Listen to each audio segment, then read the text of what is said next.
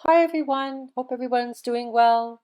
It's crazy out there, but I wanted to put this together for this week and all the things that's happening in the sky this week. And I just wanted to give you guys a heads up. I had planned to put the moon cycle lesson class for tomorrow, but I think I'm gonna push it off till Monday, and I'll have it ready to go for Monday evening if anybody wants to join the live or just catch it later. But it's a very important lesson. I've gotten all the esoteric knowledge for all the moon cycles, like all her different phases that she goes through, and what it means for the divine feminine, and how to work with the divine feminine energies with the moon, and also how the cycle of the moon phases in the great year aspect for the moon, okay, and how that all aligns to the solar great year, and how this is all working in our psyche, and what why she was repressed, right? The divine feminine, it all ties into the moon cycles. So it's an important thing to understand. And I've also, tied it all through into the pagan festivals and how that all works. And there's a little treat if you take this class, there's a huge manuscript that goes with it. So I think it's a lot of information that you'll enjoy and be able to use in the future to understand when to work with the moon cycles and how to use it for your psyche, and also into the mythology. It all ties into the mythology and the white goddess. And so that's really exciting. So, anyhow, it's a lot of fun stuff to put together, and I put that all together for you guys.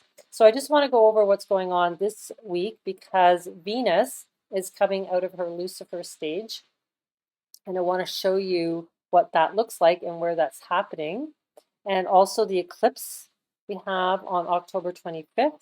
So these are, it's an important week, all coming up to Halloween, which is, all about the soul, right? So we want to kind of work with these energies and kind of understand how they're going to make you feel and how to get the most out of them. Okay, so you can see here that on October 17th, which is a really important time when the sun, 17th, 18th, it's on the Spica star, right? This is all aligning to the Washington Monument with the spring triangle that ties to the way Washington's built, right? With the Pennsylvania Avenue triangle there. And Venus is, on the right side of the sun, so she's still in her Lucifer stage. She's the morning star. She would come up on the morning rising of the heliacal rising. She would be Lucifer. When she gets really close to the sun, though, you can't really see her, as Lucifer. But the point is, she's been Lucifer for a while now, and now she's going to be traveling to the left, right? Because the planets travel counterclockwise, and she's going to conjunct the sun and pass over the sun and become, in a way, in front of the sun. So, yeah, on the rising in the morning, which the constellations go clockwise in the sky, as the constellations come up, she will be behind. So the sun will rise before Venus. So therefore, as time goes on, she'll start to be up in the evening sky because we don't see her right now. She's Lucifer. She's hidden in the evening. She's only the morning star. When Venus gets a little bit away from the sun, she is her own, identity, right? Because she's not behind the sun or being overtaken by the sun, by the brightness of the sun. So when she becomes the evening star, she has to be a little bit away from the sun, which will take a month or so before you can see her in the evening after the sun sets down. And that is her phase of the evening star. She's no longer Lucifer. She's in her own glory. She's the blazing star up in the sky at night, and she's super bright in the wintertime. Okay, so this is where she gets her name, the evening star, from. And she's in her glory. And you got to remember, Venus rules Taurus, the bull, where the Pleiades are. And they're the seven sisters, right? And she rules the third eye, through the bull, okay, through Taurus. It's your third eye. So you're going to have this ability to uh, kind of visualize what you want. And that's what that means. Like she also, the whole thing about Taurus, it rules your money house. And how do you get things? You get things by visualizing what you want and knowing that you're going to get them. It's not asking, it's not praying for them. It's just knowing because you have this vision, you can see it happening. Okay. And that's why money is called currency. It's to see. It's to see with your third eye because you bring the energy to yourself. So once she's up in the sky and you can start to look at her and start to use her energy and bring that into your third eye. Okay. And this will empower you. When she's Lucifer, you only see her like right before the sun comes up in the morning. You just see her for a little teeny bit if you get up early enough, and you don't see her. So she's not with us, right? So it's important to start to use this Venus energy as we go through the winter. The conjunction is happening October 22nd, and it's happening just past the Spica star. You can see here on October 24th, the moon is kissing Mercury close to the Spica star, and Venus is just starting to come out in front of the sun. Then on October 25th, we get the eclipse, and you can see Venus is with the eclipse. So this is a rare eclipse that is happening with Venus in conjunction with it, which brings a lot of love to it. It brings more feminine energy. So I like that. And the fact that it's by Shambhala, which is Lamba for Virgo, this is, Shambhala is heaven, right? So this star is really relevant that, that the eclipse is almost on Shambhala. So it's very loving and very divine feminine. So we'll have to see how that manifests in the outer world. But for yourself, you can, come into that divine feminine love. And if I zoom in really close, you can see now the moon is kissing Venus on the eclipse. Okay, so this is really relevant because it's actually doing a kiss. Okay, because the planets sometimes move above the ecliptic and below. So for the moon to, actually get in alignment with Venus on the eclipse, it's rare. Okay, so it's a very, very special eclipse happening because it's in Virgo. It's the divine feminine. She's the Virgin Mary. So it's really important. Now, this also has a kind of twist to it because in the Sumerian mythology, there was Nana, was a moon god in the mythology of the ancients near the east. It's the Sumerian religion. Okay, so it's weird because we call our grandmother Nana, but it's actually a male figure. So I find that kind of bizarre, but he was the Lord of wisdom. So this is all tying into wisdom. So the god Nana symbol was a bull, which is Taurus, right? The result of the horizontal crest of the waxing moon appearing similar to the horns of an animal. He depicted on cylinder seals as an old man with a flowing beard and the crescent symbol. So I'll show you the picture. And you can see the crescent moon there, and he's sitting there with his long beard. The Sumerians were skilled ancient astronomers who paid close attention to the movements of various celestial objects. It is believed that Mercury was known since at least the Sumerian times, roughly 5,000 years ago, where it was often associated with Nabu, the god of writing. The 5,500-year-old Sumerian star map of ancient Nubia reveals people in the Mesopotamian observed Koflet impact events.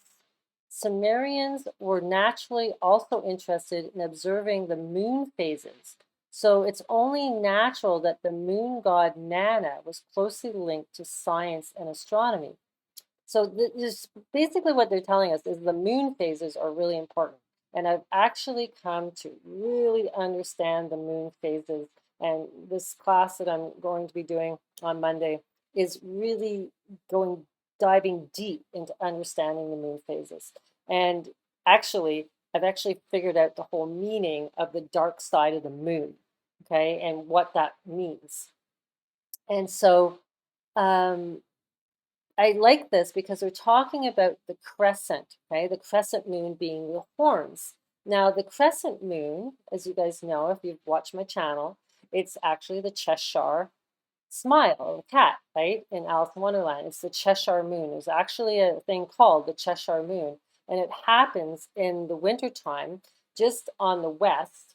When you look west, when the moon is in the crescent phase, the crescent actually waxing phase, and that's known as the Cheshire Moon. It's the smiling cat, which is what you want to be because then you can disappear in and out of dimensions, right? So it's really fun because we're starting to understand how, they coded this way back then and why these times are important. So I wanted to show you what the crescent moon looks like in the sky at that placement. First, I'll just show you, this is October. So we have a new moon on the 26th, well, 25th, right? That's the eclipse.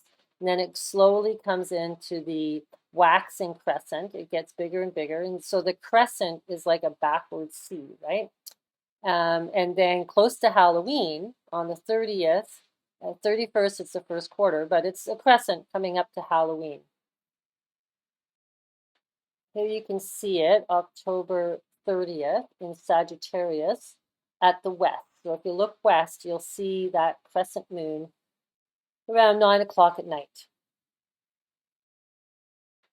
All winter long, you'll see that crescent moon at the west. And this one is at 8 o'clock at night. It gets earlier in the evening as the winter goes on. So this is in December, just after Christmas.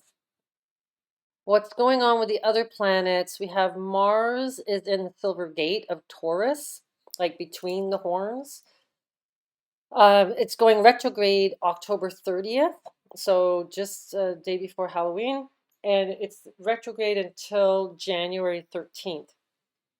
So that's not so great because Mars is war. It can be war with self. It's in the Silver Gate, which is your third eye, and it's also, representing Taurus because it's in the Silver Gate of Taurus, and that's Earth, Venus and Earth, right?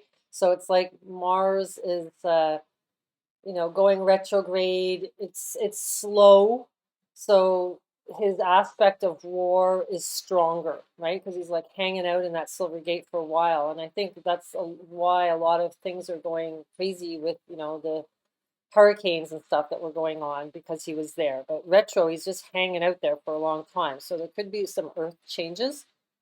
We have Mercury is actually direct until December 28th. Jupiter is retro still. Okay, Jupiter is still retro until November 23rd. And Saturn is coming direct on October 24th until June 16th. So that's good because Saturn, he puts a lot of coldness and delay and, hardship. It makes you kind of responsible to working and not a whole bunch of fun. So it's better when he's going to go direct. And Neptune is retrograde until December 4th, and that's in Pisces. It goes direct December 5th, and he's the shaman. So he will be, a little bit easier with the whole like veil and the fog going on. With some people, he creates like this fog, and they don't see reality. That's the negative side of it. If you're not working with your shaman's part of yourself, seeing through the veil. And Uranus is actually retro until January 22nd. And he's heaven. He's very likes change, lots of change, and he's in Aries right now. He's not in Taurus yet. Once he gets into Taurus, 2024, it's going to be Earth changes for sure. So, we got a lot, still going on here. And then Pluto's direct still from October 9th till April 30th. So that's your soul. So your soul is steaming ahead here, and that's good. Okay, so I just wanted to give you guys all that rundown as well, so you just kind of know where everything's at. And then in February, February 22nd, we have the new moon kissing Jupiter on the west. So it's just fun to know, where the moon phases are and when to look for them and understand, the meaning of them. The new moon is really about the rebirth, right? It's the rebirth of the moon. So you're in your dark phase, and this is important to do your inner work in that phase. So I just wanted to put that together just so you guys know what's going on this week. And the eclipse, it's an important eclipse. It's to do with love, it's to do with wisdom, it's to do with the divine feminine. And, this is all to do with details, because Virgo is detailed orientated. It's just also to do with your health. So you want to focus on your health because she rules the house of health. And it's all about being organized. Okay, so that's what Virgo likes, is to be organized and to be service. She likes to serve other people, but just make sure you serve yourself as well. That's the most important part. Okay, and give yourself that self-love. It's not always service to others. You have to look after yourself as well, especially as we're going into the dark phase, getting closer to Halloween, which is all to do with the soul, and the soul going into its final stage before its rebirth, right? For ascension. And that's what Halloween's all about. It's about the transformation, right, of yourself. So, yeah, it's very exciting. We've got a good week ahead of us, and I'm going to put some other short little videos together, just fun stuff that I've picked up and not too drawn out. So I want to try to get these videos a little shorter so they're a little bit easier to digest. And then if you want more information, come in and check out the school. Okay, and if you haven't looked at any of the classes, because somebody asked me if I would do it cheaper and stuff, and I'm like, I can't really do that because it wouldn't be fair to the people that have already paid. But also, the amount of hours that I put into all this stuff, and I think sometimes, I have 150 videos on my channel. 50 cents a video if you watch, is just. I wouldn't even have to. I would be able to do the school free if everybody paid me 50 cents for every video I did, but I can't because, obviously I'm doing all this work for free. So at the school I have to charge because it's like something has to help me survive. Okay, so it's just the amount of time that I'm putting into this stuff. It's not like just talking and randomly talking and takes me like 2 hours to put a video together. These videos take a whole day. Okay, so and also all the research. I probably put in about 4 hours a day of research pretty much every day of the week. Okay, so it's a lot, and so I do appreciate everybody that's supporting me, and it's getting exciting because all the pieces of the puzzle are really coming together, and I have a ton of information. I could actually write a book, and I'm actually considering doing that at the end of the classes. A lot about how the energies work in the planet and how the religious aspect of the energies that are coming through the planet and how this all ties to religion and history and the sky, because everything's connected. Okay, so it's getting exciting for me because I want to get this information out there, but I also want to bring it in a way that it's a whole story. It's not just random pieces of it. So yeah, I'm keep plugging away here, guys. Take care and bless you and really enjoy your week. Take care.